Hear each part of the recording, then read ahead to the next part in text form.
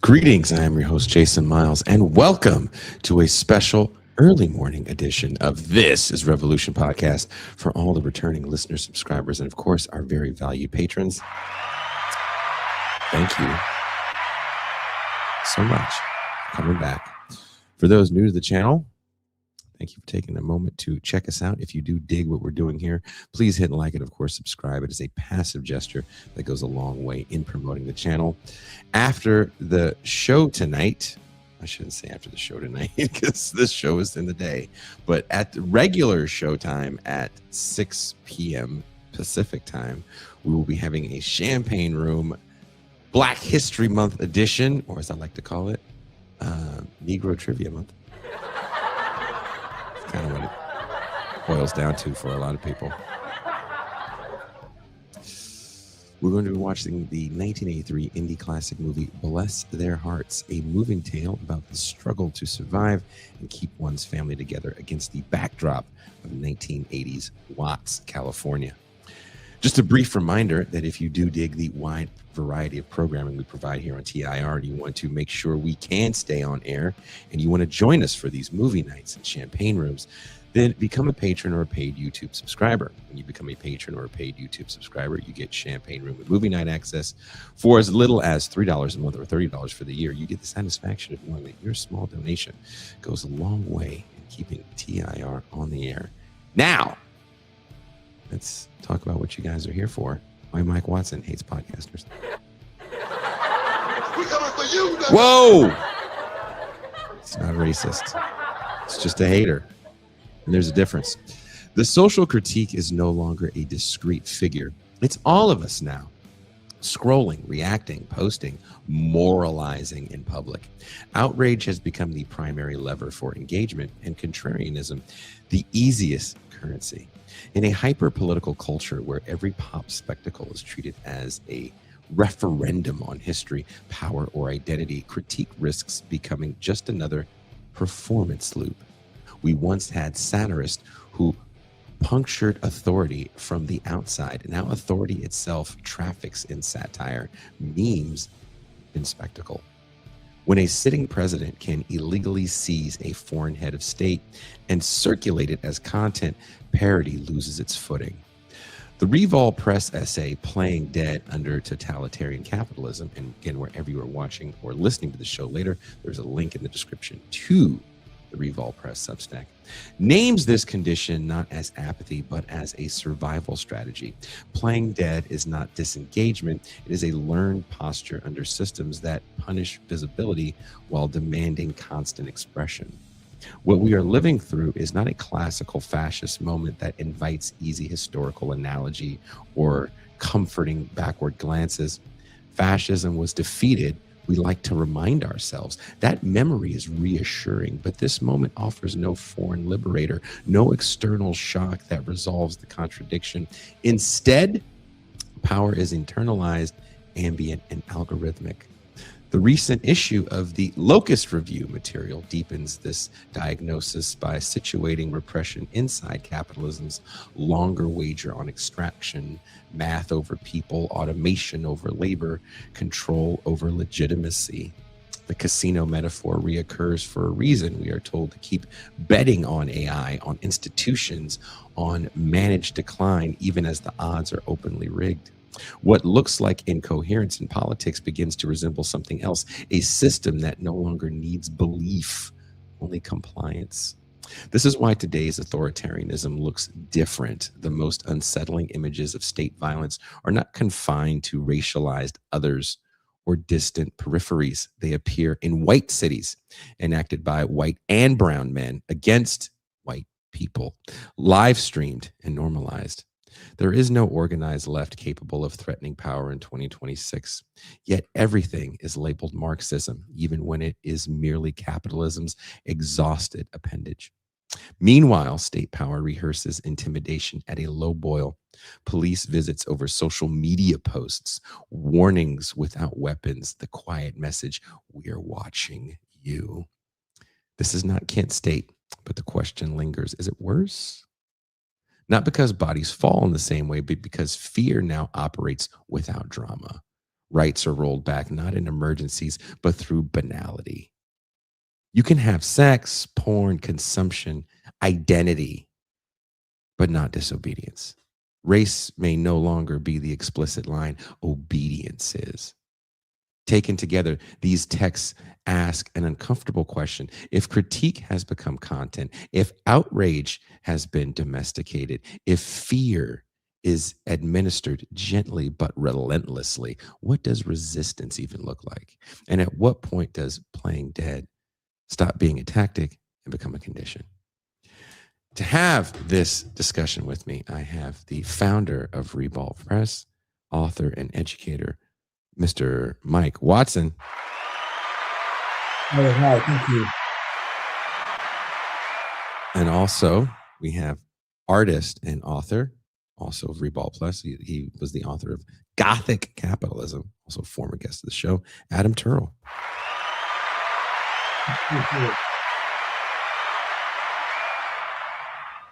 What's going on, guys? Yeah. I'm trying to like post that I'm on here on Insta. You're like an old man with a digital camera in 2005. Well, we're getting into like why I hate podcasting, because you can't do the podcast. You've got to be like you have to wear a lot of hats, right? Yeah. In 2026. Your essay suggests outrage is no longer oppositional but functional to the system. How do both of you guys see outrage today stabilize power rather than threaten it?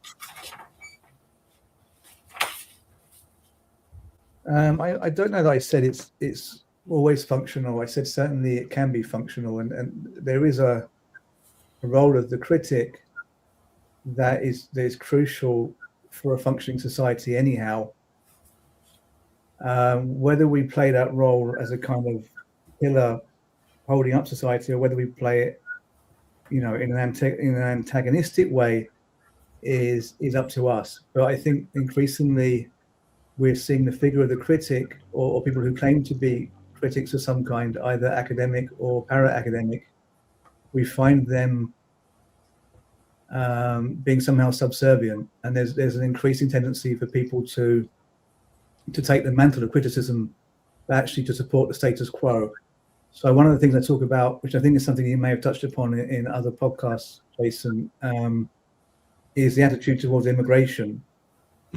And this kind of notion that, what's happening in the US is bad, but it was already bad under Biden, or you do realize this is capitalism, right?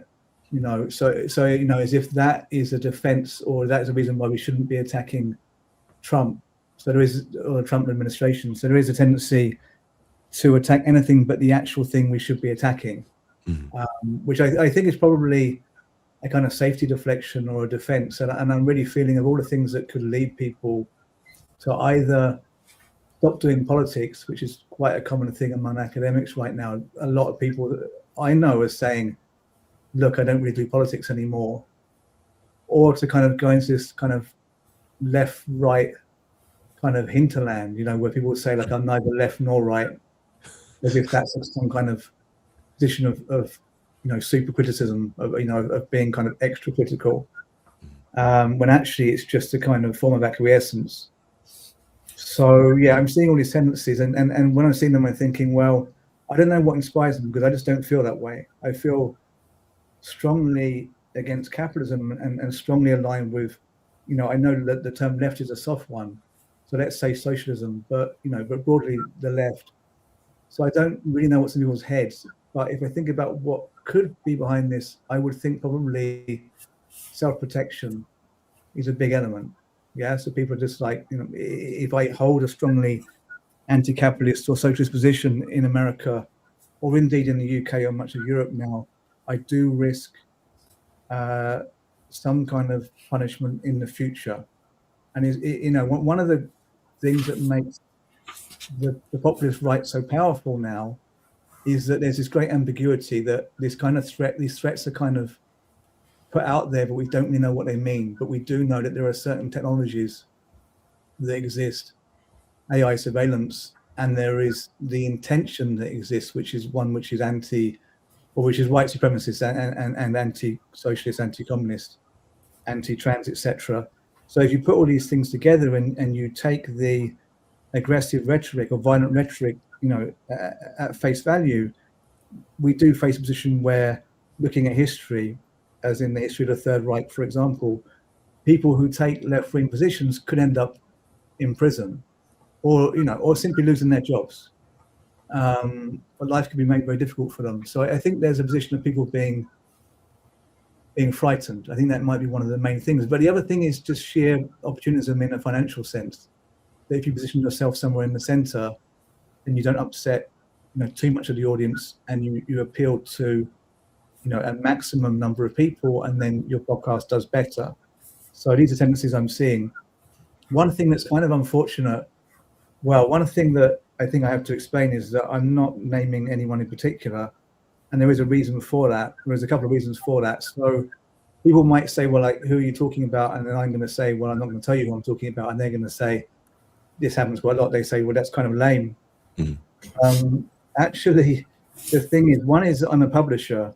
I'm the owner of Revol Press. And I don't think it's a role of a publisher, i.e. the literal figure who runs a publishing company, to attack theorists. I think the books are there to attack theorists. I don't think it's my role to be going after individuals. But aside from that, when you attack individuals, you kind of give them fuel anyway if they're opportunists. Let's take the podcasters as an example. So you play right into their game by naming them.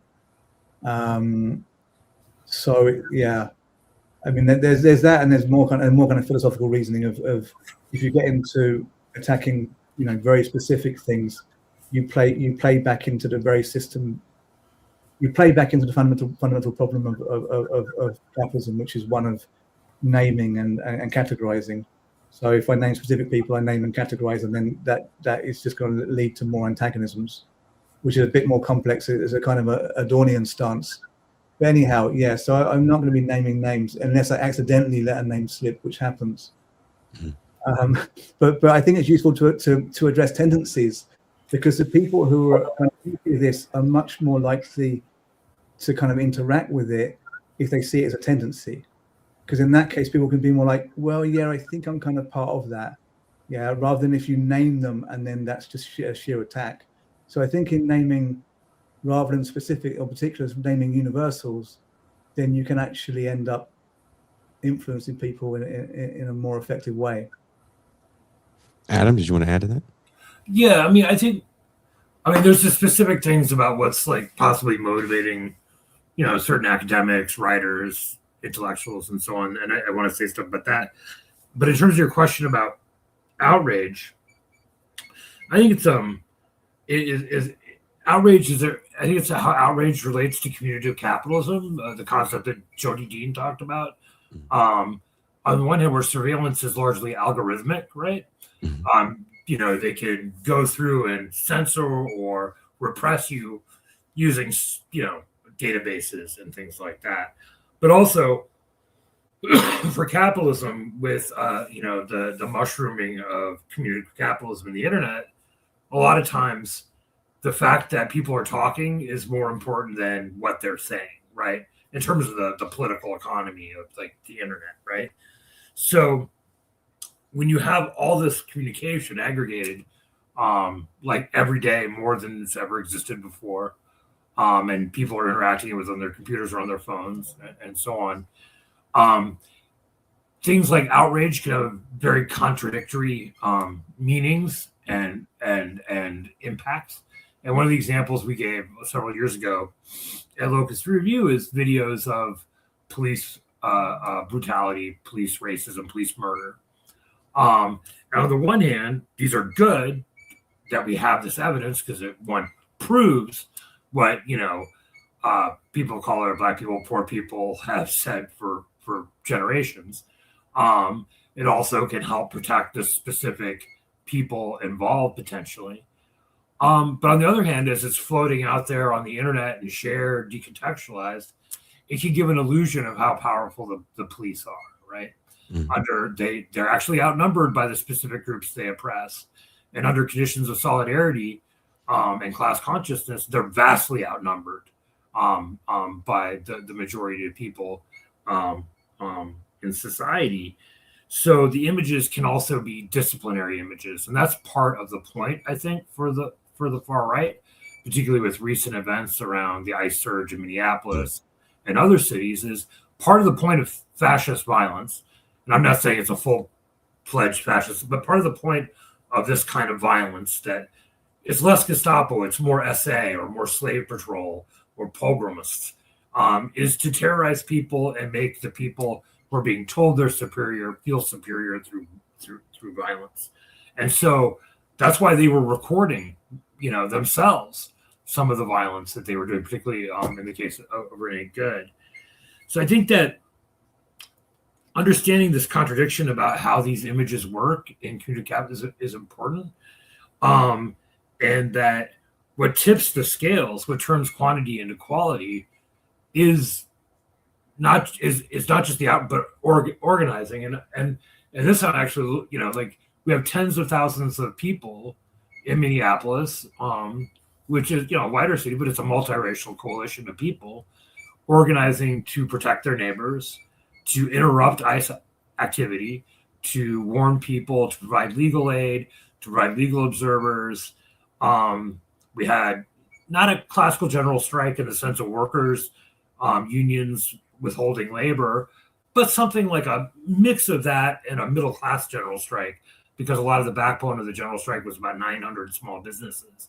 And it's happened twice in Minneapolis now, which was also coordinated through a long campaign to get stores to put up signs saying that ICE isn't welcome and would be considered trespassers, which allowed them to identify which small businesses would help the community, like raise money, to deliver food to people in Minneapolis who can't leave because they're being targeted to these Kavanaugh stops that are racially profiling people to hassle them from ICE and Border Patrol. So you have things like sex toy shops, giving food parcels to people and stuff like that in Minneapolis. I'm not saying that's enough, but I think that begins to tip the outrage and towards something that could actually become not just the left abstract, but a viable kind of response. And this is also a product of the uprising that happened in Minneapolis in 2020 around George Floyd, trying to bring a continuity to the organizing in real life. Now, I think obviously I'm very sad about what's been happening, there. But I was pretty despondent about the state of the left until we started seeing some of these mass responses. And they're not enough, but to some of the terror that's been coming down from the feds. But I'll stop there. I don't want to go on too long. I have things I want to say about like the more individualized responses that Mike talks about in their article. But well, would you say though? I mean, kind of staying on Minneapolis for a moment, because I think Minneapolis is kind of an interesting point to stay on, and let's juxtapose it to 2020, right? There's a certain amount of outrage, and there's different factors for that outrage, right? Trump is still in office.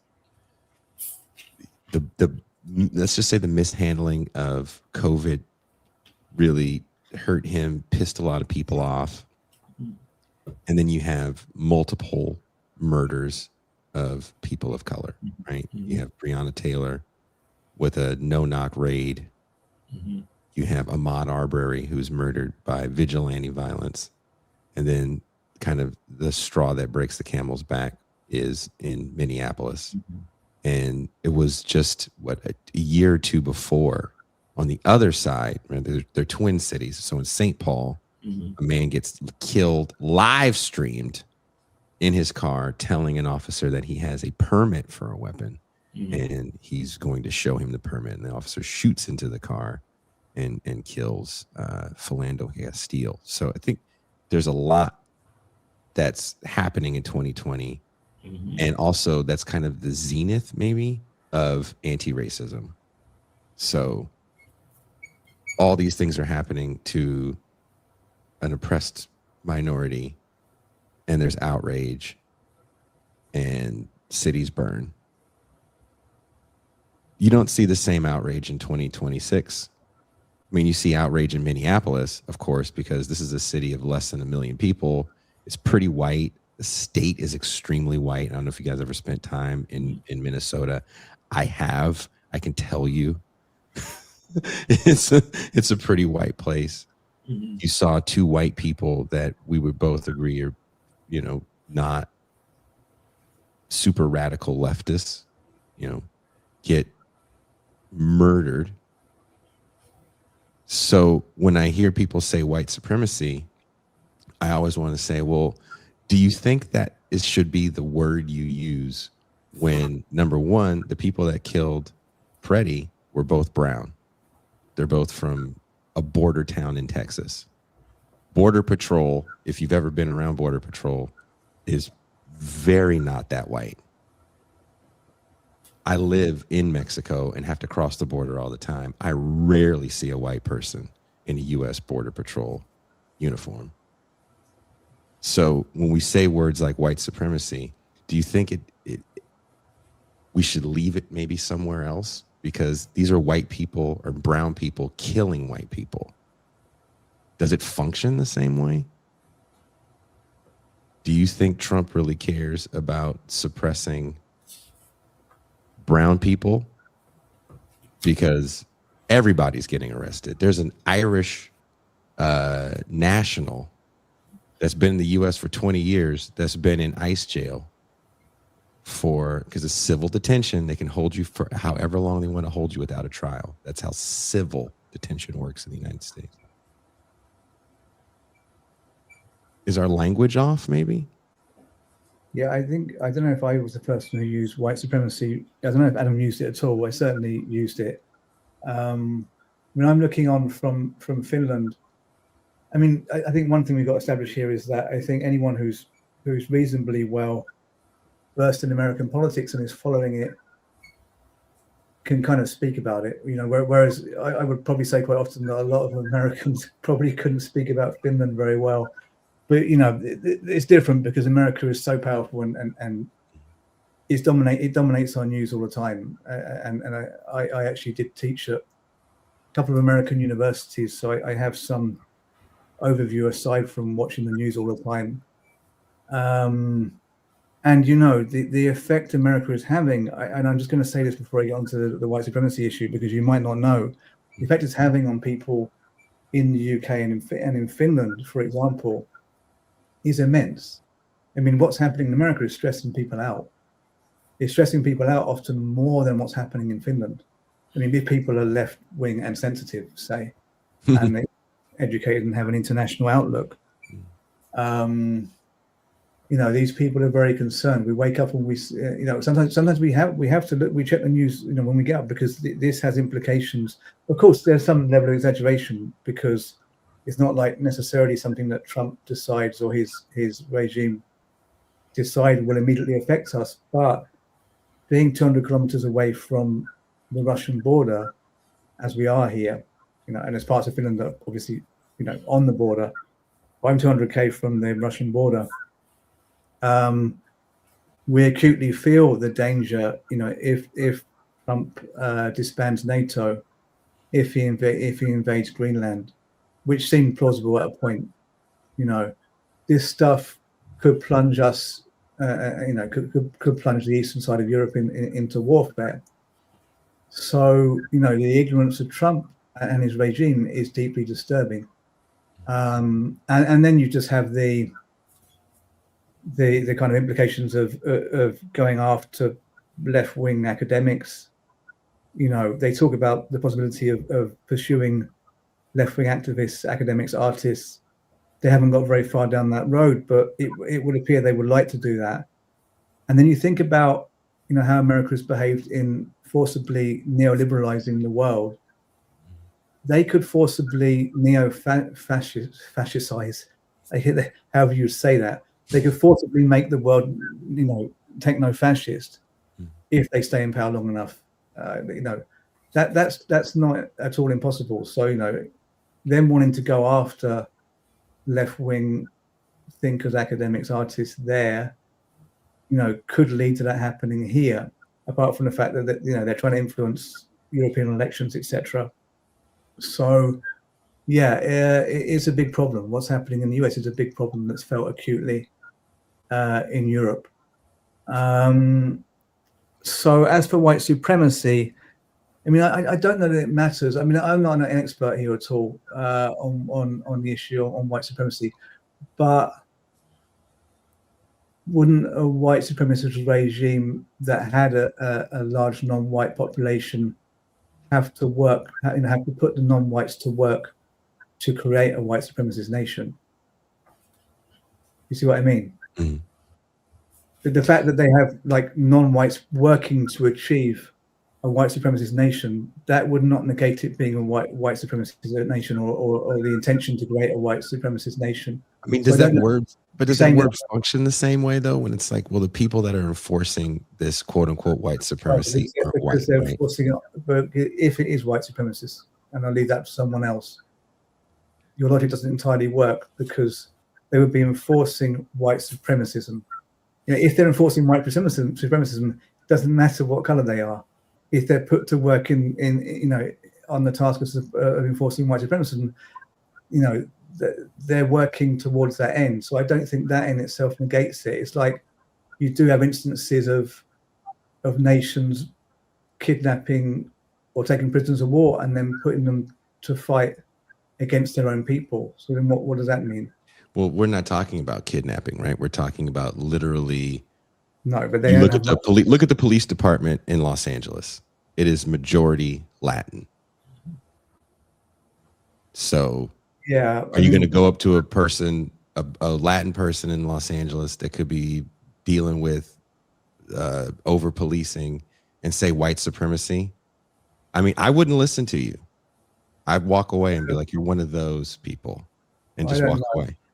I don't really see that, honestly. Let's let Adam say something. I mean, I'll just add. Well, no, Adam, go on.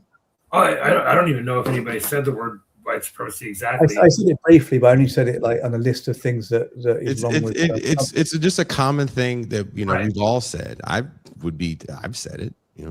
Well, I think this gets to like one of the contradictions about the United States, right? Being it's a republic that's really an empire. It's universalizing, but it was based on slavery and colonization and genocide, right? So you get all these contradictions. Like the people who run Los Angeles are liberals, right? Who believe in multiculturalism at some degree, and so on.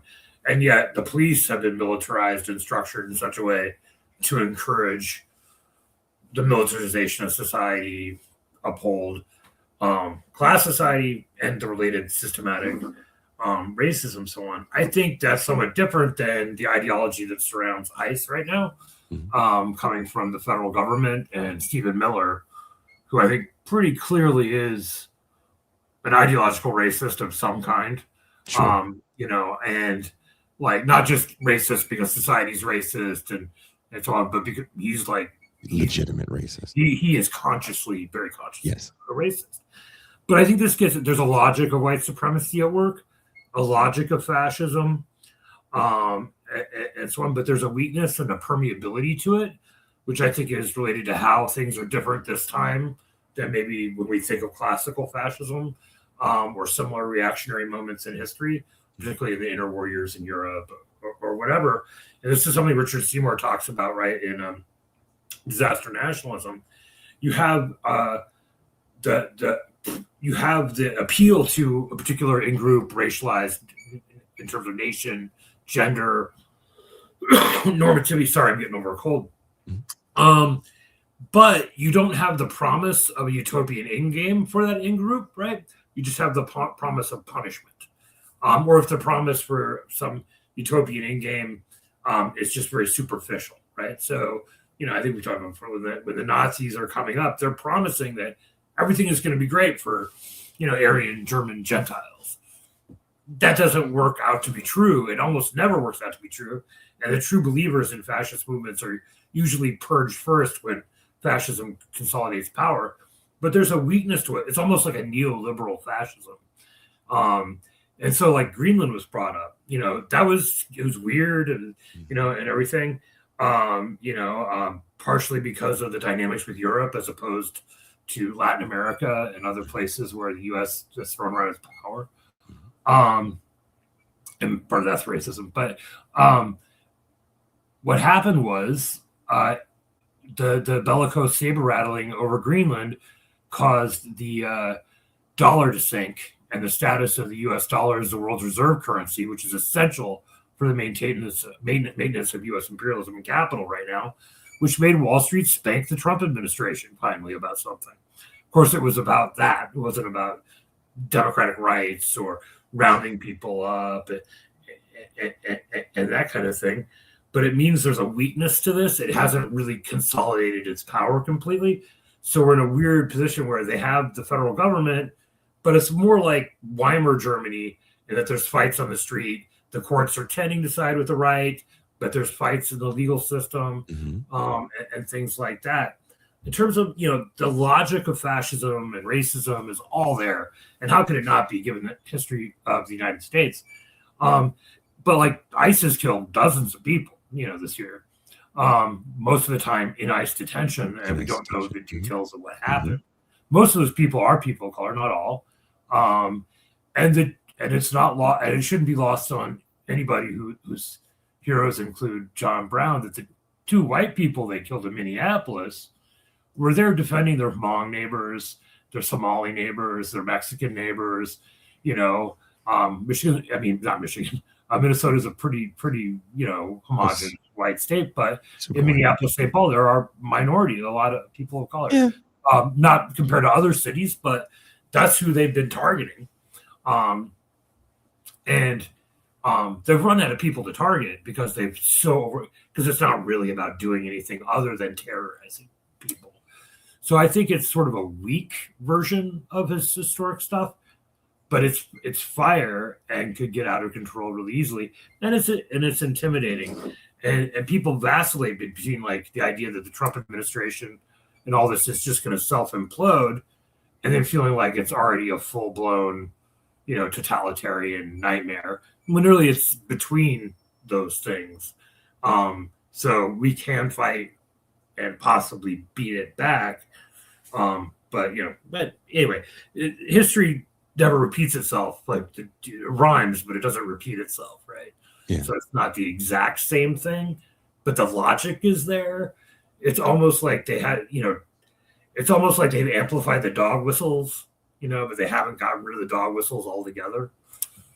I mean, would you guys both agree that this is just something that looks so very different? Because, in 2020, right, there's these protests about police violence, and then eventually the National Guard gets there, right? Kind of gets everywhere where these protests are really starting to break out. But here we're seeing occupations of suburbs, not necessarily, city centers proper. And even the mishandling of, these people aren't even able to kind of quote unquote occupy a suburb when the Miss Good got murdered. That was one of the more unfortunate, I think that's not even a good enough word. There was nothing that was going on that necessitated that level of frustration from law enforcement. It's almost like they don't understand. Like, you're in a suburb. Like, your whole function used to be to raid job sites for a day, and then you left, and you're just sitting down in a city. Like, that's so far from the border. These people have never had to deal with you before, and everyone's wearing a mask, which is also relatively new. Well, it makes me think of Aimé Césaire, right, on Discourses on Colonialism, where he talks about the sort of shock in Europe at fascism, the Holocaust, whereas he saw it as this is what Europe did in the colonies coming home. And that doesn't mean it's a righteous chickens coming home to roost thing, because it's not hitting the people who did the horrible things abroad. But the stuff that they and even their response to Renee Good, and so on, was right out of Israel Palestine. This is the stuff we've done to certain communities here. I say we, our government. I haven't, but our government has done certain communities here to imperial targets abroad. What the U.S. government and military did in Iraq, in Afghanistan, what it did in Vietnam, and it's what Cesar called the imperial boomerang, right? So it's jarring, right? Like, to see this escalation of this, it can be jarring to see this escalation of things that were only seen in certain contexts. But I think Cesar was right. This is like, it might not be inevitable that it comes home in this way. It's inevitable that it comes home. Even the Vietnam War, like John Burge, the police commander in Chicago, who tortured over 100 people into false confessions, learned how to torture from the torturing people for the U.S. Army in Vietnam. But I think this is the logic at play. They're occupying parts of Minneapolis just like they occupied parts of the Gaza Strip, just like they occupied parts of Ramallah, Kandahar. And even if it doesn't make sense from their own point of view, this is what they know how to do now. Yeah. Mike, do you want to add something? Well, this issue of fascism or not fascism, I think one big factor is the tech we have today. So we're living in a very different age in terms of communications and technology, and there's a level of control that's perhaps unimagined. Well, existed in science fiction in the 1930s and 40s. So I don't think it's comparable, really. I think we can only really compare intents. And in terms of intent, I think Trump's regime would like to have absolute power. Okay, so the fact they don't have absolute power does not make them not totalitarians, no? When do you become a totalitarian? At what point? So Adam said, well, this is more like the Weimar Republic. But during the Weimar Republic, the Nazi Party was still Nazis. They just didn't have power at that point. Okay, when the Nazis first got into power, they didn't have absolute power, but they were really intent on getting absolute power. Clearly in America, there are big obstacles to that happening, and we have to be thankful that there are obstacles, but there is still a real intention. And then you have to consider that, this is a regime that now wants to own Gaza, So what's that? They didn't get Greenland for economic reasons, Adam says, but I think they're going to go back and have another go. There was, for some reason, Trump abandoned that approach at that time when he went to the, what was it? It was a big international conference. Was it Davos? Yeah. So, he was putting pressure on that he was definitely taking Greenland by any means necessary.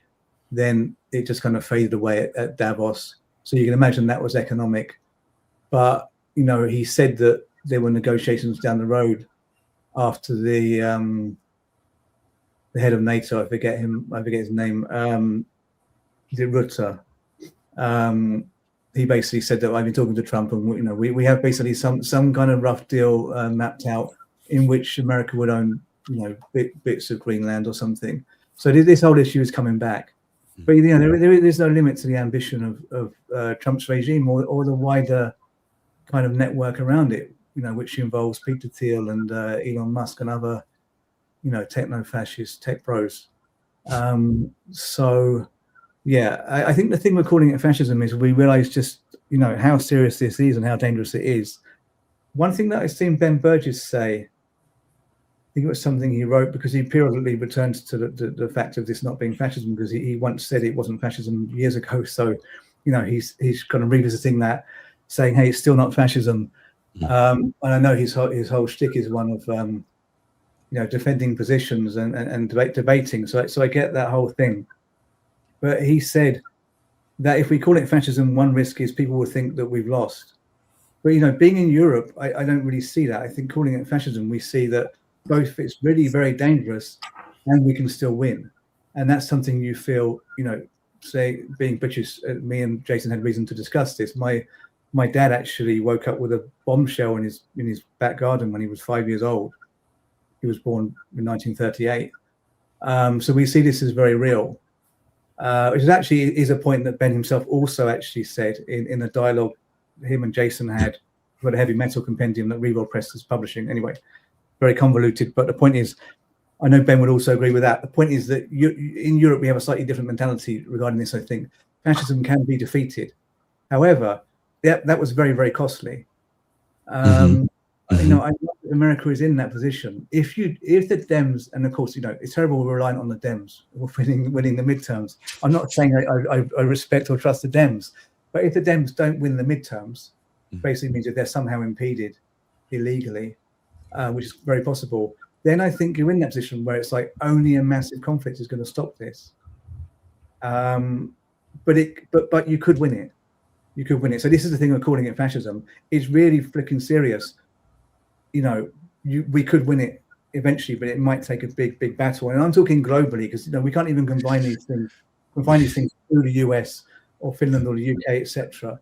This thing is huge, and I don't think it's going to be like, okay, so the Dems win the midterms, they win the presidentials. There's a wave of European left-wing victories then in the coming years, and it's like, okay, we dealt with that. You know how funny it was when we thought the whole world is turning fascist. Actually, it's turned whatever else, you know, is coming, turn neoliberal again or something. I don't think that's going to happen because we've turned a page now, and we're in a new era. So even the liberalism is going to be slightly fascist tinged, or even more than before, should we say?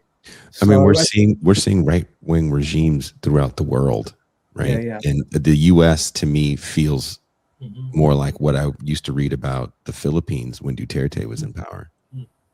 And that's what's scary to me is that, you know, I don't know anyone that was calling it fascism in the Philippines, or maybe people just didn't give a damn when, you know, thousands of cats were getting killed because they were, you know, drug dealers. It's like, I think there's something to do with the post-truth element as well, and how that existed in Nazi Germany.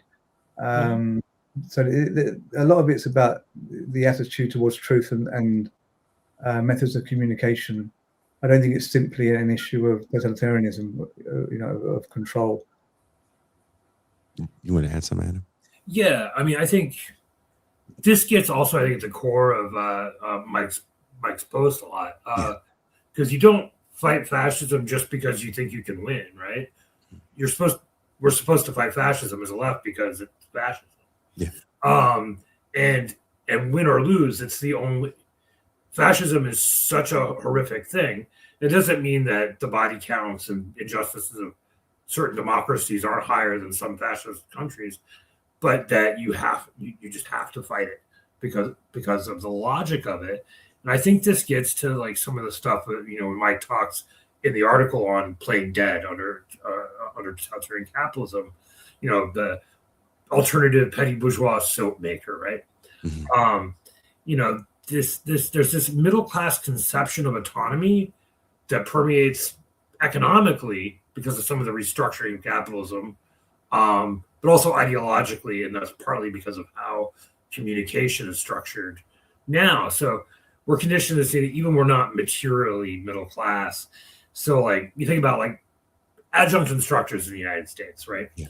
So 50 to 65%, depending on how you count it, of college instruction is by adjunct instructors. Precarious workers, don't have tenure, might not even have health insurance, or, you know, might not have, unless they're in a blue state with contracts and unions, might not even have a guarantee of a job more than a semester out. If that depends on how you count it, kind of by class, number of faculty, class size, etc.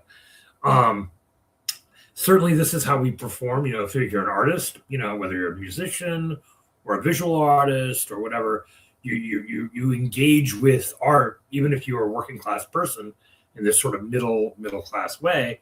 And it's how the gig economy wants us to think about our jobs. If we work at, like, you know, if we work for Uber Eats or, you know, Lyft or something like that. And it fosters, I think, a different understanding of risk and reward than folks might have had during a different phase of industrial capitalism, and the way we think about it. So, what's one of the worst things that can happen to you as an artist? As an artist, not worst things can happen is you're not allowed to exhibit your work anymore. Our world shrugs. The worst thing to happen to you as a YouTuber is you're deplatformed. Yeah. Right. You have to figure out a new thing to do. And same in academia, you're just not allowed to take part in it anymore. And it's so precarious, it's possible for them to do that. And we have a fantastic example with Norman Finkelstein, right? Yeah. Who definitely should have a tenured job somewhere. He's a brilliant person, agree or disagree with this or that. He's a brilliant person, but he's too principled on the question of Israel and Palestine. So he had to be blacklisted from all of academia. All of it. In the United States. Yeah, the entirety, and several other countries. Even though everybody knows he's brilliant, he's ethical. Just look at, he's like the only person in the Epstein files that comes out looking good. Because she's like, I'm going to strangle Alan Dershowitz. Mm-hmm. So, this sort of deplatforming logic permeates, I think. And I'm saying the internet's the cause. It's probably overdetermined and mutually reinforcing. And if you make your living or get your self-worth through utterances, whether it's artistic, political, philosophical, educational, informed ideas and opinion, deplatforming has an additional psychological impact. If my reason for being is speaking and no one hears me, what's the point? And I think this is related to the detached academic voice, or I'm the universal authority on X, Y, or Z. Yeah. That pretends, even when it's obviously not true, because you're an adjunct and you're paying $700 a month through the summer to Cobra your health insurance, which I had to do once. You have this single authoritarian voice. And of course, on its own, it can be a narcissistic thought in the sense of not knowing where you end and the world begins. But it's also not an invalid concern, right?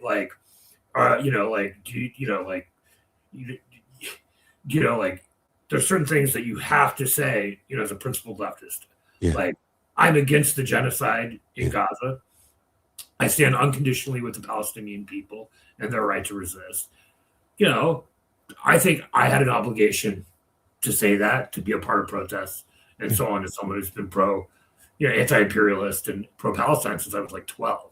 It doesn't necessarily mean that you say the thing that's going to inflame the most people. Everybody's strategic about when and what they say. But I think the main thing goes back to whether we're connecting our utterances, as whether we're a podcaster or an artist or involved in, political leadership in like an organization or whatever, connecting our utterances up to the in real life organizing that's happening.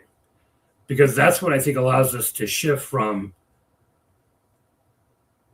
I don't know if we can beat the fascists, to it doesn't matter. The only way out is to beat the fascists, right? Like, you can't turtle when your entire existence depends on the survival of all your working class siblings, the other oppressed and exploited people, the rest of your comrades, because that's your only choice. And that's what we were talking about, like with the idea of Benjamin's wager, based on Pascal's wager, right? That it may seem irrational, right, to believe in God, according to Pascal. I'm not saying believe in God or whatever. But when you look at the options, eternal damnation, or being right and nothing, or being wrong and nothing, or being right and accepting, and then having eternal paradise, it's the only the irrational choice is the only rational choice. So I think if we're looking at it at an individual rational level, of course it makes sense to turtle, right? And hide. Because as an individual, not you, but one can't beat these people. It's frustrating because they're the worst people in the world. But collectively, there's a chance. And it's better to take that gamble than debase yourself, right? So. Do you guys think market logic plays a big role in kind of what you're talking about, Mike, with people and you, Adam, about people being kind of scared to speak out about certain things? When we say things like deplatform, right? There's words and images that you cannot have regardless of context on YouTube. So for example, we had to change our intro video that we've had for 5 years because in that video, there's an image of a tank and there's an image of a woman, a Kurdish fighter holding, she isn't even holding, she's just got a gun on. And that image was enough for YouTube to pull the videos. And when I asked, they said, well, you're violating standards. And they wouldn't tell me. So eventually I found out the standard I was violating was that there was a firearm in the intro. And that firearm, even though it's not being used, was enough for them to say, you can't do this. I'm a fan of the band Exodus. I know some of those guys. They put out a new video for the first time in a billion years. YouTube wouldn't air it because they had images of soldiers with firearms. There's words you can't say. We did a show, so I think political suicide was in the title. And as soon as the show went live, maybe 5 minutes in, they pulled it. We see people are trying to change language in a way I don't really like, because this is all censorship, right? You can't say the word suicide, you say unalived. So now people that aren't creators respond in the comment section, they say unalived. I'm like, no, you can say it. Don't be influenced by the influencers to change the way you speak in this neutered language because you're afraid of deplatforming. Like, how do you see that affecting leftist speech when people are so terrified of deplatforming that they're neutering their own language? Yeah, I mean, it's happening a lot when you make memes as well, because I make a lot of memes for the Revol Press Insta page, which I think is Revol_press. And yeah, I mean, now the algorithm can read a JPEG. So if you put text in the JPEG, you know, the word fascism, I'm pretty sure is shadow banned now. So that will impede, people seeing your meme. Yeah, I noticed, like, things like suicide. I think nihilism. So I think it's also by association that that many people who post nihilism will also post the word suicide or whatever. So it's not even words that in themselves have an obvious connection to danger, but yeah, by association as well. So yeah, I'm seeing this a lot, and it does affect sometimes what I post. I might reword something before I post it, but I think on a wider level, aside from me and memes, yeah, there's definitely an adjustment of discourse. I mean, there was an immediate adjustment of discourse when Trump got in.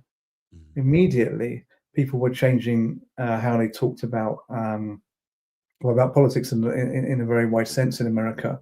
So I think there's definitely an opportunism, an economic opportunism, but it's a case of evading potential retribution in the future. So yeah, that's what I have to say. I think it's quite clear that it goes on. Oh yeah, but I will say, aside from that, I will say Adam's point that it's not so much the point that we can't beat fascism, but we have to, is a very strong point, and that's partly what I'm getting at in the text there. Yeah, you see, I don't get people who kind of go silent. What do they think is going to happen? So it's like, well, you're not gonna oppose this thing because it's very dangerous, and the people who oppose it get killed. But you want to live in a society where people who oppose it get killed, and you just watch them get killed, or killed. I'm saying in the extreme sense, but killed, imprisoned, losing their jobs, etc. You're happy to just kind of watch that, and you're happy to be the person in history that does that. The person in all the films, the Schindler's List type films, the people or the families who just go quiet. And the whole point of those people in the films, or those characters, is like, look at these people. That's not who you want to be. Look at this person who's putting their life on the line, who gets shot anyway, running down an alley trying to get away from the Nazis. Like, they're the person you want to be. Then when it gets to it, like, everyone wants to be the bad silent guys, the people who are complicit, who let it happen because they don't want to speak up. And it's amazing how much that's the case. And I'm sure you've both seen it, and probably other people in the chat have seen it as well. It is a kind of interesting experiment, because it's also like, how quickly did you fold? Because we're not really there yet. As you've been saying, we kind of there. There's elements of fascism. We're in a different epoch, so a lot of that is just asserting itself through what you're saying now: censorship, through online surveillance, etc. Through the risk that whatever we put on now, whatever messaging we engage in now, could be unearthed by an AI in 10 years' time. I mean, and that's what's so amazing. Is like, you can't actually really hide in the thing, because you don't actually know the extent to which, you know, the surveillance system is going to kind of root people out. What are they going to be looking for? You know, so this thing of like, I'm suddenly going to go apolitical, or I'm only going to mention politics in very private chats, like, that's very kind of, I guess, overly hopeful, or perhaps even naive. So yeah, I'm just kind of astounded, really. And then you wonder, well, what were these people if it was very safe and it was kind of okay and cool to say left-wing things, and then everyone was doing it? Then they suddenly go right-wing when the kind of Overton window shifts. Then what were they in the first place? You know. And I guess then it just gets to opportunism, or Adam always says this turtlenecking thing. But I guess sticking their head in and out of the shell, like, so it's safe when you come out. It feels to me like it's a couple things. It feels like it's fear. This is just what I think, what I feel. It feels like fear, and it feels like an acceptance of a certain kind of censorship, right? Like, if you thought political correctness was censorship, and, you know, remember people fought that back in the 90s. Like, everyone gets a fucking boner for George Carlin, but that guy really did not want any of his language censored. He didn't want to grow as a certain, like, maybe you shouldn't call everything gay. That sucks, George. Don't censor my speech. And now we're in this mode where there's just random words out of context, which you kind of saw a little bit during the Great Awakening in extreme cases. But now it feels like the words that were once taboo, that you didn't say, like the N-word, for example, like that was this taboo thing. It's in social circles and professional circles. People aren't just throwing it around. But to have so many non-Black internet personalities say it with such glee that it seems to have kind of lost a little bit of its, I don't want to say luster, but those bad words are gone. And the new bad words are things that shouldn't be bad words, like suicide and ICE and fascism. Do you know that death and die are words that don't go across well on Instagram? Have you noticed that? I didn't know. Death and die, I guess this ties in with the suicide, but the suicide is a different thing, because that's like a violent act, you know, one does to themselves, and maybe when they otherwise wouldn't do it if they were thinking differently. So you don't want to encourage it, you know, because people might just be having a terrible time, and then they see the word suicide on Insta, and they go down a wormhole or whatever. But death and die, it's like, well, we can't really function as an honest society without being able to engage with the fact of death. You know. Well, and the crazy thing is, we have AI chatbots talking people who are having suicidal ideation into doing it, into killing, themselves or other people, right. So there's, and I think this is one aspect of things, is that everything has gone so insane at one level, and I can say that because I'm mentally ill. Things have gone so insane that it's hard to fathom what's real and not real at a certain level. And I think that's partly on purpose, right? It makes sense, right, that you have the right wing. I know there's a great article on AI slop from, I think, The New Socialist. I'm forgetting the author, I think Garrett Jenkins, I think, where he talks about, on the one hand, the far right insists the categories of male and female are unchanging, eternal biological norms, but they also celebrate a means of sharing information, quote unquote, imagery and text that makes up entire realities out of whole cloth. Now, that isn't really a contradiction, because the fact is gender, both sex and male, female, both for gender and sex, is a very complicated set of factors, right? That are all at one level, both scientific and socially, culturally constructed. But that's happening at the same time on top of, ideological, what Gramsci called common sense, how capitalist ideology plays out in everyday life for most people. So, well, for everybody, but in different ways for different people. So one of the things I talked about in my book was tato phrases that don't mean anything, that all of us use periodically. One of my father-in-law's favorites, that I guess he would say all the time, is, "It is what it is."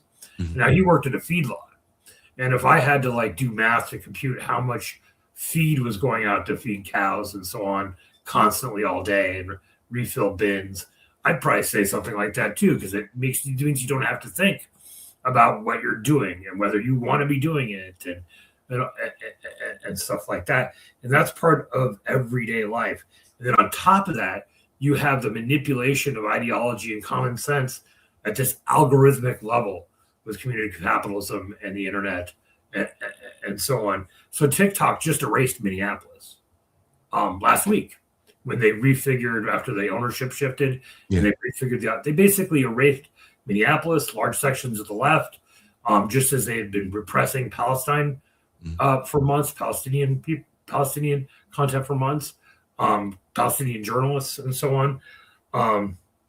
And it's insidious because, there's this conscious thing happening on the part of the capitalist ideology in a way that's more centralized but diffuse than it has been historically, to affect how we think. And then the previous existing Gramscian common sense that impacts us all, no matter how much Marx we've read, no matter how much anything we've read, and how much we've been involved in movements, impacts you. I was giving a presentation on how fascism is a process. It's not just one kind of government. It's not just white guys and Hugo Boss jackets and so on. It can come in different forms in different places and at different times. And I wanted to end, I went through some of the stuff I thought we need to do, like grassroots mutual aid, neighborhood community defense, trying within that to argue for more militant tactics towards direct action, strikes, and so on. And also try to build a political alternative so the false explanation from the far right would be undermined, right? And I ended it, what if we lose, right? So I ended it with some slides of three women, Italian partisan women, cleaning up. I think it was Rome, but it might have been Milan at the end of World War II, partly because they look badass. They're wearing really nice jackets and they have weapons. And I'm like, whatever happens, we have to fight, because there's only one way out. And I thought, should I include this image? Even though it's from 1945, it's like a few years ago, nobody would have said these women were on the wrong side in civilized discourse. But I second guessed myself for a minute. Should I show that slide of these three Italian women, patrolling the city and making sure the fascists and the collaborators are all dealt with? I did end up doing it, but it is insidious. And in terms of the metastasizing nature of the problem, I think of Marat, the French revolutionary, when he was one of the first to warn about the counter-revolution that was coming before he was assassinated in his bathtub. And he said, listen, if you listened to me last week, you would have had to have executed 10 aristocrats. If you listen to me on Wednesday, maybe 100. If you don't listen to me today, you're going to have 10,000 reactionaries trying to tear down the democratic revolution. They didn't listen to Marat. They have the terror. There's the backlash. We end up with Napoleon, the whole thing. So I think I'm not saying do anything like that, but I'm saying every day we don't fight is a day and they get closer to you, even if you don't want to fight. I have anxiety disorder. I get the impulse to hide, you know. But I wanted to get to that. Sorry to interrupt. I was interrupt you at a crucial point, but I mean, you said some great things, but you got me onto the point I wanted to ask earlier, which was like, Jason was like, I've got a feeling, you know, one of the reasons people self-censor or, you know, took a sudden turn away from politics, or they become these kind of neither left nor right kind of ambiguous spokespeople for nothing. You said, oh, you got a feeling that that's through fear. And I said earlier it's through fear. So I was going to say to Jason, like rhetorically, don't you ever get scared? Because I was going to then say, yeah, I get scared. And then Adam just said anyway that he gets scared. Because I've published articles that have got me in all kinds of shit, like with The Guardian about the state of Finland with the current right-wing government. And I got people emailing me in my inbox, threatening me. I got the mayor of the capital city emailing me angrily. I got people taking down my Wikipedia page for false pretenses, etc., etc. It got scary for a little bit there, and it's not the first time it's happened to me. And I'm sure you've had similar situations, you know. But you know, we're that far in, so you really do get to, you know, do you carry on or do you just go? And the thing is, your choices would be, you would go, okay, well now I'm neither left nor right. I'm just all about listening to both sides. So Jason could do that next week. Or he goes, no, I'm not political. Let's talk about crystal healing. You know, these are the options we get. This is what you would do. Or you would disappear and you would go and get a homestead or something, you know. I think it might be too late for Jason to do that. Thank you.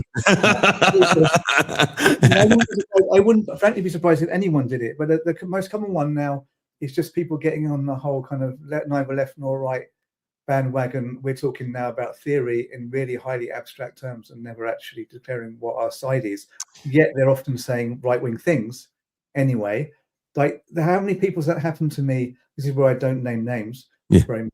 But how many people has that happened in the kind of wider the previously left-wing podcast network? And honestly, me and Bram all the time are like, fuck, it's happened to someone else. And then so much so that if Jason did it, we'd be like, oh, it's another one. You know, I can't frankly see Jason doing it. But yeah, point is, we're all scared. This is me personally, and I feel like you guys feel the same way, and I think this is why we fuck with each other.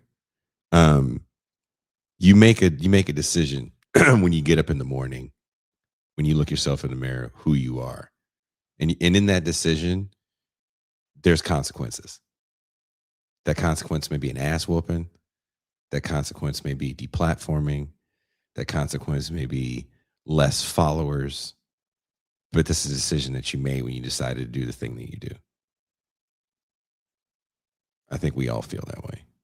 Am I right? Well, yeah, you can then decide to do other things. But yeah, I mean, that's a decision we decided and we're sticking to it because we have a deep conviction. Yeah. I mean, I think the conviction remains. It's like, it's in you. That's who you are. Yeah. You'd be if you change that, you know. And obviously, some other people who previously were expressing very similar viewpoints, they obviously don't feel the same way. But then we can't, you know, let's not worry about them. But the thing is, I'm like, I write cultural theory, media theory. So yeah, I kind of get into like criticizing these people. But like Adam said earlier, we have to work out how do we elevate this from the theory into action, activism, etc. I mean, that being one thing you can do. Of course, people have different roles, so it's not like we all have to be activist organizers, you know, in the street sense. But we need to be doing something, you know. I want to ask you guys before we go, and I want to thank you guys for taking the time to talk to me, because you know everybody's in a very different time zone. So thank you. Glad we were able to make this work. Satire politically has always played a very important role, right? What happens to satire when political leaders themselves operate as meme makers and provocateurs?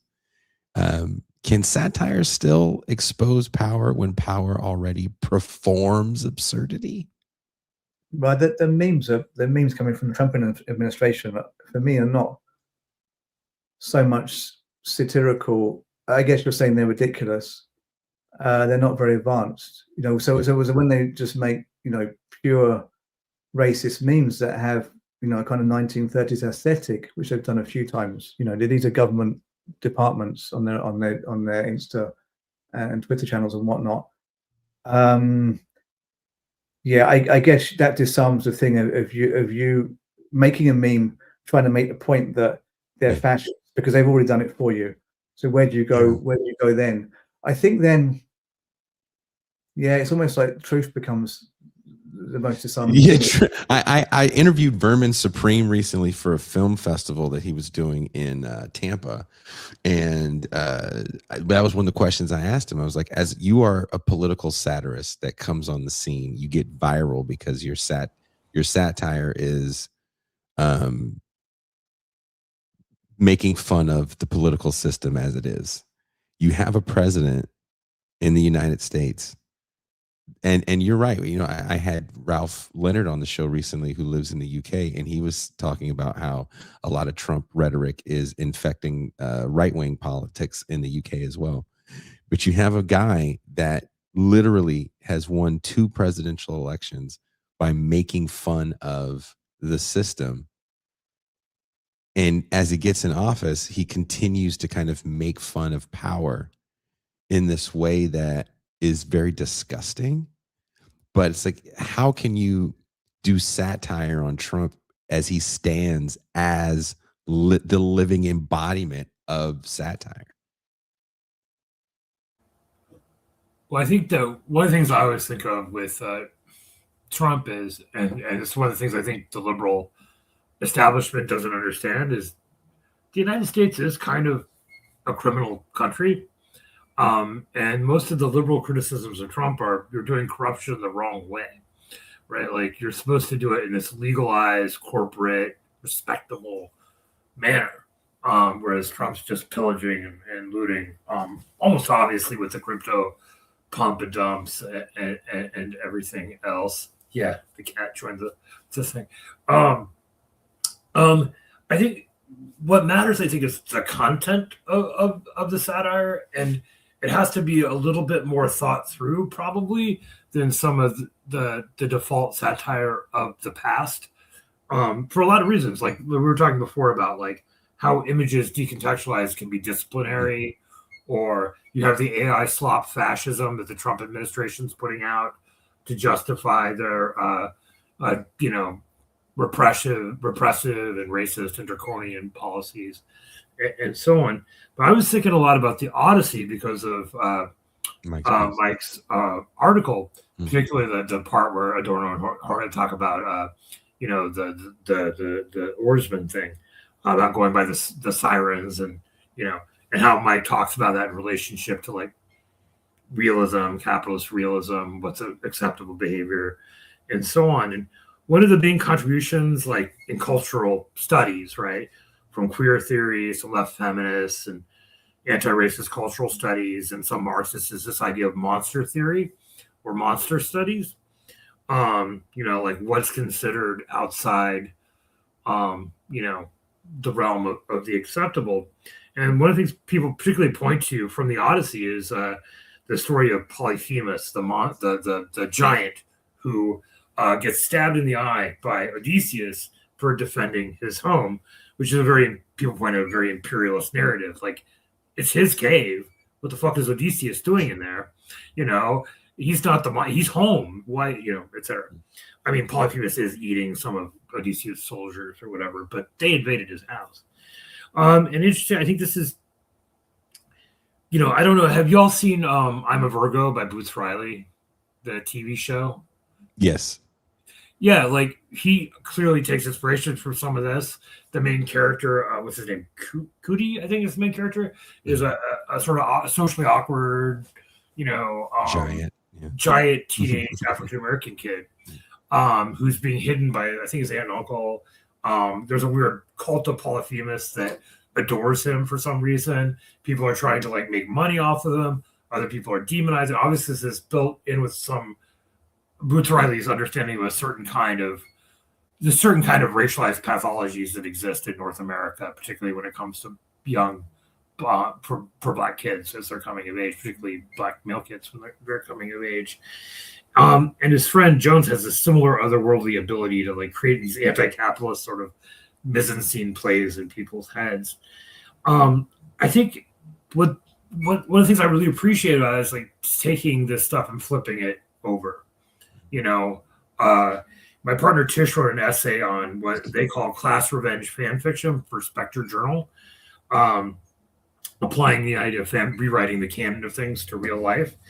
And, you know, I think what does it mean to like rewrite the story in a way that doesn't just point out what we all know, things are messed up, but that we can imagine something different, right? Like, and I think that, you know, like something that gets hinted at, you know, like what if the sailors, you know, tossed Odysseus overboard instead of doing this dumb siren shit, you know, and they could then make, you know, their ship, anarcho-syndicalist pirate ship and go around the Mediterranean being like democratic pirates, like the better pirates in the Caribbean during the heyday of pirates in the New World. And that seems absurd, but is it that much more absurd than all the other mystical weirdness in the Odyssey, right? Like that's a book of crazy stuff, right? Sirens, monsters, blah, blah, blah.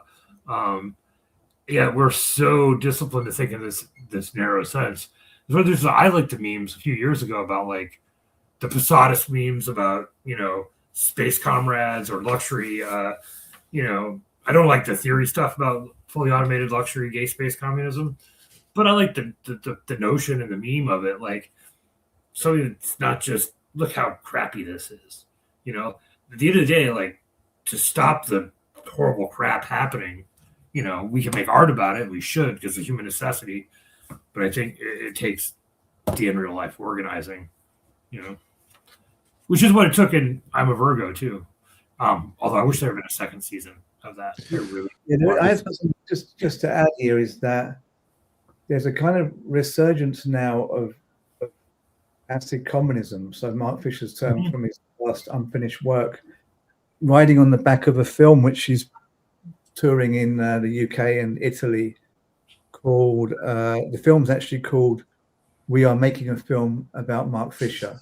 It's a meta film, and they go around the UK and they interview different people who, many of whom knew Fisher, and they also have like Jodie Dean speaking at one point as well. And yeah, it kind of concludes with acid communism being maybe the way forward. It's very kind of hyperstitional. It feels like they're trying to make a myth with the film, actually, and it has kind of poetic elements. It's worth seeing. I actually wrote a review of it for Everyday Analysis, their website, because they sent me the link, the guys that made the film. Acid communism is what I thought of when Jones in I'm a Virgo makes people see her explanations, or I can't remember, explanations of capitalism in their mind.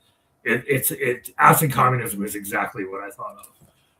I don't know the TV reference, so I don't know that, but I can't. Yeah, I'm sure what you say has sense, but I think the thing is we're dealing with such an absurdity that the only kind of counteracting force has to be an equal absurdity, and actually I think that there's a case to say we're dealing with an acid fascism because you know Trump's regime or the post-truth situation, you know, it really erodes reality. And that's what acid communism is actually about. That's the term. The term acid being used there is not just in the LSD sense, also in the sense of eroding, like corrosive acid. But and also because LSD, in a sense, corrodes. It blurs the boundaries. So where the boundaries have been corroded anyway of truth, we can't really get that back very easily. You know, not in digital age becoming the AI digital age. So, you know, maybe the thing is not satire, but something beyond that, something just completely illogical. Satire has kind of a logic, which is like take something and say the opposite. You know, it's basically it's a kind of sarcasm. It's like, you know, you inverse something. That's what the whole of The Onion was based on, and now The Onion doesn't work anymore. The Onion, the satirical magazine. So yeah, we need to go beyond that and just go for just some kind of wild, creative, kind of chaotic flux state. I don't know how that would really work in terms of politics, but I think that idea is yet to take off, because acid communism, as it was when it got kind of popular a few years ago, when I actually did run a podcast called The Acid Left,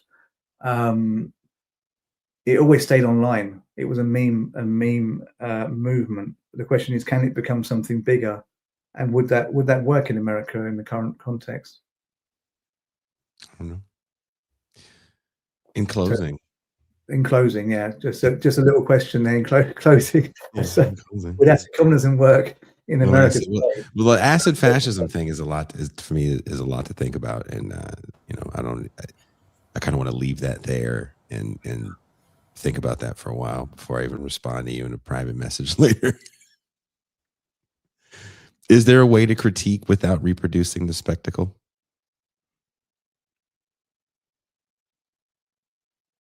So was that a question, or I thought it was just a poignant final line? It's a question to you guys. Now we're doing acid communism. This is getting wild. Adam, do you have an answer? Well, I mean, I think this is related to the AI stuff, because I don't think you can really escape like the rhythm between culture and nature, right? Although I think AI is trying to do that. They're trying to escape like the disciplining reality of material existence, capital without labor, and immortality with their dark enlightenment nonsense, and stuff like that. One of the things my friend Alex Billet, who's another editor at Luke's Review, talked about in their book on music, and capitalism, contemporary capitalism, Shake the City, was this idea of arrhythmia. There's this sort of syncopated rhythm to life, in modernity, industrial capitalism and so on. And so music is both reflecting that, but also fighting with it. As where we have this sort of arrhythmia now, where we're disconnected from the social reality around us. I mean, this is part of the process. Like capitalism, like individuates music for like 200 years. Starting with mass production of sheet music, and then radio recording, individual listening devices, down to a streaming service tailored just to you. So everybody leaves the house with their own individuated soundtrack if they're listening to music. Right? So I think that one of the key things, and might be there's a chaotic jumbledness to American fascism for sure. But another key part of the acid communism is ego death in a good way, right? Like, not in the sense that the individual's not important, but you're part of this larger whole. Trying to figure out if we can figure out how to keep the rhythm of our cultural work connected to the social and to the natural world and to the material reality of the people around us. I think that's how we can mitigate the tendency of capitalism to reify our expression. I don't think there's any guarantee, but I think there's something beautiful in trying, I guess is the way I would say. And that way the art can be associated, our music can be associated, whatever we do can be associated with the people who are trying to make it better for us all. So that's my sort of thoughts on it, but I'm still sort of spiraling around acid fascism a little bit. Right? I just say it would be a bad trip. Like acid fascism is a bad trip to the good trip of acid communism. I mean, maybe that's your next article. Yeah, we're living in acid fascism. There's that scene in Apocalypse Now where the soldier's tripping on acid at the USO show that gets attacked by the NLF. That might be a space to anyway. I'm sorry. Maybe me and Adam should co-write something. There we go. We have the birth of it here. Can I just get my props? Can I get my prop when you write it? Can I just get my? This was inspired by. Yeah, all three of us would write it together. Yeah. No, I'm not worthy. There's gonna be too many big words in there for me. No, you're worthy with your recent current affairs piece. Not that I was unconvinced before, but yeah, I think you're worthy. Well, look, thank you guys for taking the time to talk with me.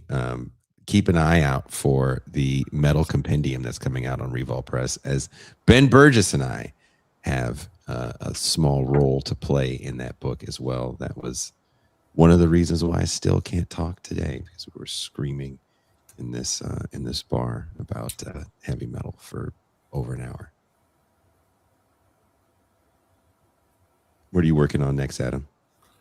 I am actually finally finishing my dissertation, so I kind of have to lock the doors and avoid everybody. So, which is basically going to be like an annotated exposition and reader of like some of the stuff we've done at Locust Review over the last 6 years. Okay. So I'm putting that together. I've also been working on a children's book with a comrade here. I've been doing the illustrations. It's kind of like explaining commodities and exploitation to children using a toy shop and Karl Marx, who kind of turns into various things like a teddy bear, as well as artworks and so on. So we got a lot going on. My partner is also finishing up a book of poetry, and so it's that stuff. Busy time in the TURL. Yeah, that's not the politics of the organizing. There's stuff there too, and candle at both ends. And I'm getting too old to do that. Tell me about it. Watson, what's the next thing you're working on? I'm finishing a book called Why the Frankfurt School Today, actually, which is kind of a little bit academic-y. I think it's still going to be much like my other books. I think maybe aesthetically a little bit more academic, but yeah, it's on precisely that. Why the Frankfurt School Today, heavily around the digital, which is kind of like my last 3 books, to be honest. But this one is kind of a wider, a slightly deeper look into the Frankfurt School and their work. Not so much kind of joking and referencing memes and stuff. I guess that's a different, and that's a difference. That's where it's kind of slightly more academic in tone. That's for a press called Anthem Press, probably out in 2027. And then I'm editing Rob Walker's book called Radical Jung, which is a kind of left take on Jung, which could be kind of controversial. That's out in May, actually. We're on final edits. So Radical Jung, you can buy it on revolpress.com at the moment, pre-order. Sounds good. Again, wherever you guys are watching or listening to the show, there is a link to the Revol Press site and the Revol Press Substack, where this article is playing dead under contemporary capitalism. Thank you, guys. I will see some of you later tonight as we watch the 1983 classic black film, Bless Their Hearts. It is a good, I feel confident that not a lot of people have seen it. And if you want to watch it, we're giving away 28 Patreon 2-month memberships, so you guys can watch it. So for Negro Trivia Month, we're giving away 28 2-month Patreon memberships, so you can join us for movie night tonight. And on that note, I'm going to finally drink coffee because I did all this without coffee. And we are out.